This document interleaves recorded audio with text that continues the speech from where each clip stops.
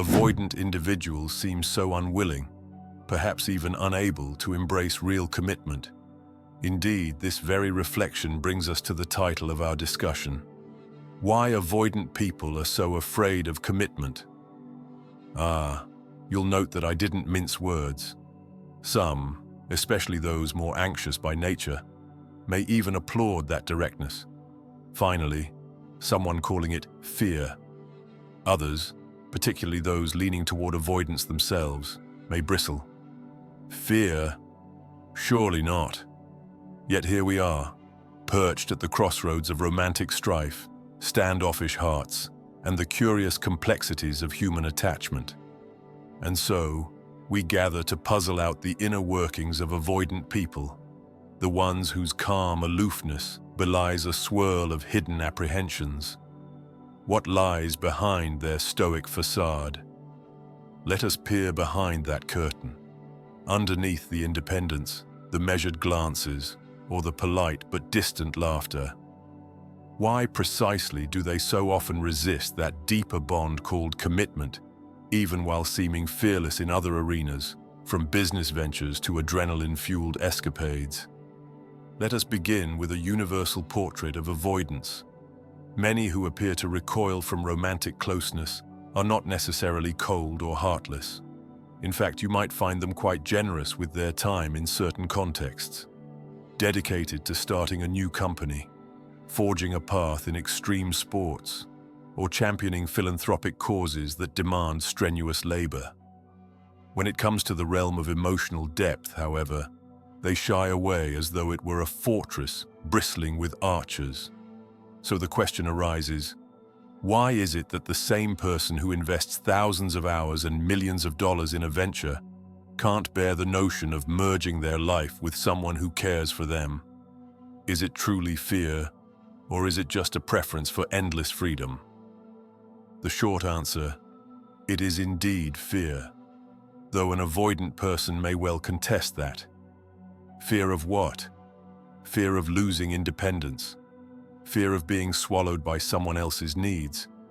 Fear of letting others see the vulnerable wrinkles of their soul. Oddly enough, they're not fearful of everything.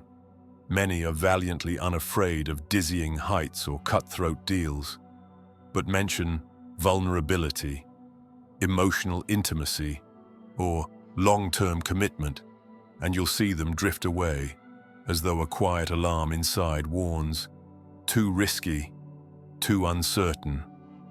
Yet to an outside observer, it can appear baffling. If they are so unruffled, so calm about hurling themselves into business or mountaintop adventures, why not exude the same bravery in a relationship? Part of it hinges on how the avoidant mind processes closeness, particularly physical and emotional intimacy. Many avoidant types did not grow up steeped in the gentle presence of stable caregivers. Oxytocin, that so-called bonding hormone, never quite infused their early years in consistent, reliable ways. Some received contradictory or dismissive responses from parents or guardians. Over time, they learned to rely on themselves and to manage stress with stoic independence. One might call it a shield. Strong, yes, but also prone to making them feel profoundly alone in a crowd. In adulthood, that shield transforms into a labyrinth of reflexes. When in doubt, withdraw.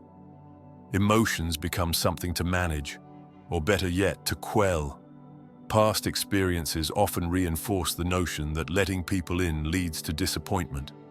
And so, ironically, they remain outwardly self-possessed, never quite letting anyone get a firm hold on their heart.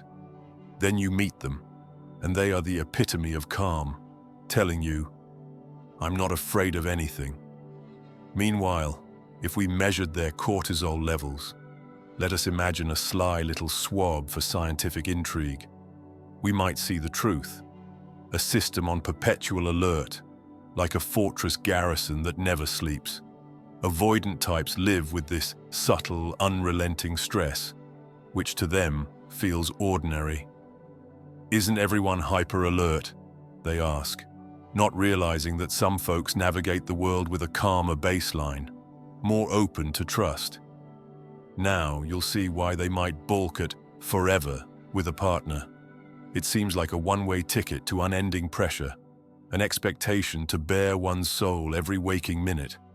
The notion triggers a primal alarm, a sense that closeness will mean total enmeshment, no exit, no survival.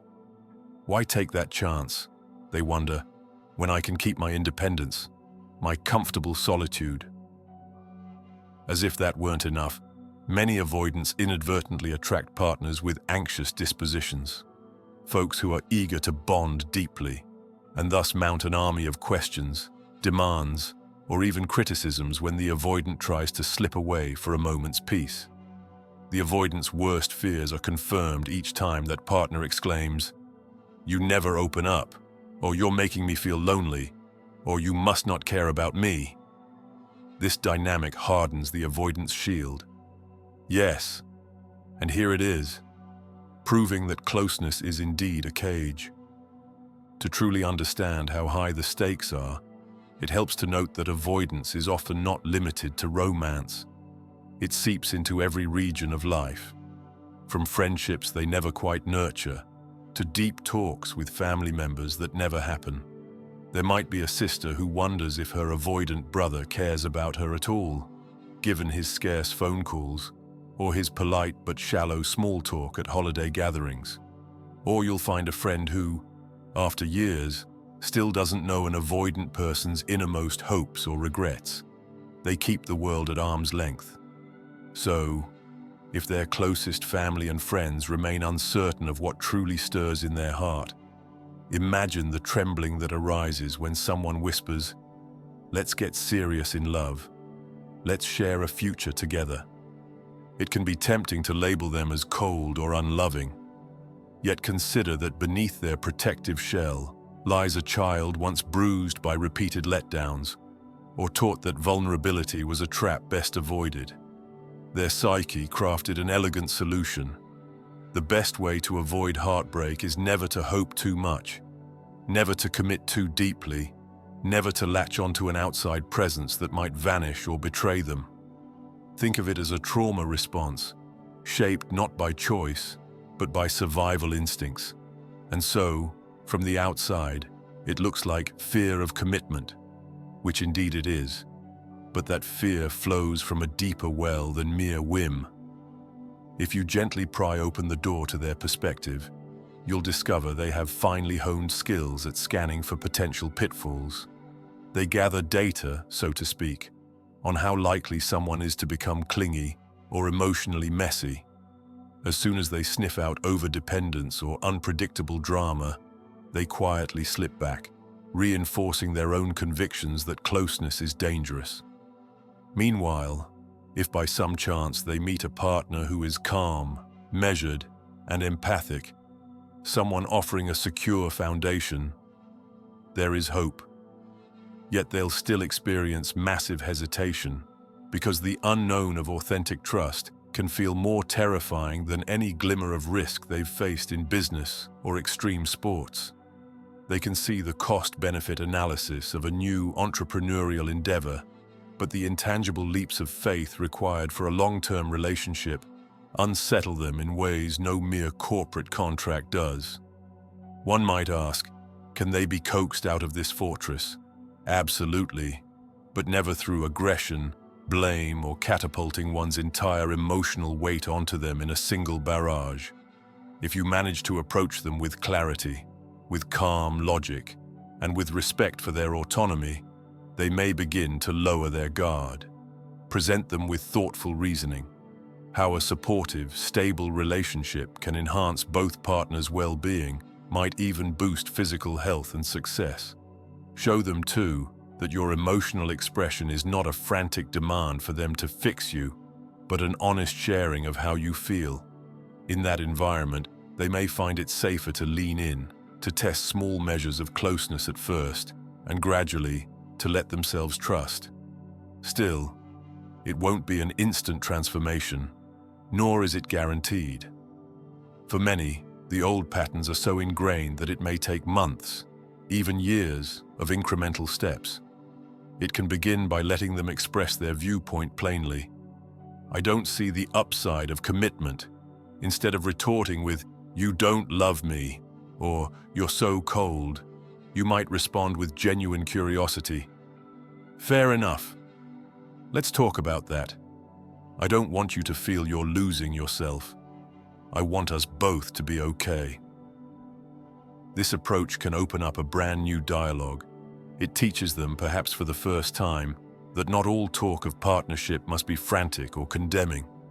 Indeed, this is why a significant piece of progress for many avoidant folks is when they realize there might be more to life than vigilant self-protection. They glimpse, perhaps, that being part of a healthy union can reduce stress, lead to more stability, foster deeper joy. At first, that notion sounds too good to be true, like a fancy advertisement making outlandish promises. Yet bit by bit, as they see that you respect their boundaries, they become more curious. Could closeness, in fact, bring them a sense of acceptance that no business triumph ever matched? Could the gentle reassurance of a partner who neither suffocates nor abandons them become a rare fountain of relief? Possibly yes, and that is the glimmering horizon of hope.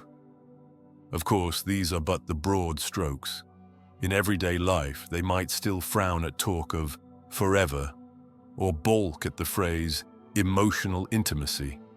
They may dance around the label commitment as though it were a swarm of bees.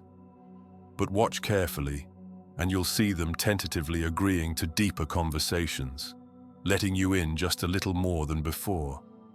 Over time, such acts accumulate, forging a real bond that transcends the old fear. So it is that why avoidant people are so afraid of commitment finds an answer. It is fear, yes, but a fear rooted in old wounds, in learned mistrust, in the quiet terror that any closeness must eventually bring heartbreak or suffocation. Their polished front of calm practicality is less about true confidence and more about forging emotional distance to remain safe. And ironically, the path to bridging that gap lies not in berating them, but in calmly, gently illuminating that trust need not be lethal. They can indeed step forward, though they do so with great caution. In the end, we see that the issue is neither simple nor hopeless. Avoidant people are not proud of any fear of commitment label, but nor are they free of it. Introduce the right conditions: reasoned communication, sincere empathy, respect for autonomy, and they just might discover that commitment isn't the cruel trap they've always imagined. For those who love them, the journey demands patience, steadiness, and a willingness to hold boundaries without descending into attack. And for the avoidant person themselves, it offers a chance to reclaim a dimension of human warmth that has eluded them for far too long. If you believe this video might help someone dear to you, share it with them. A small gesture on your part could mean the world to a friend in need.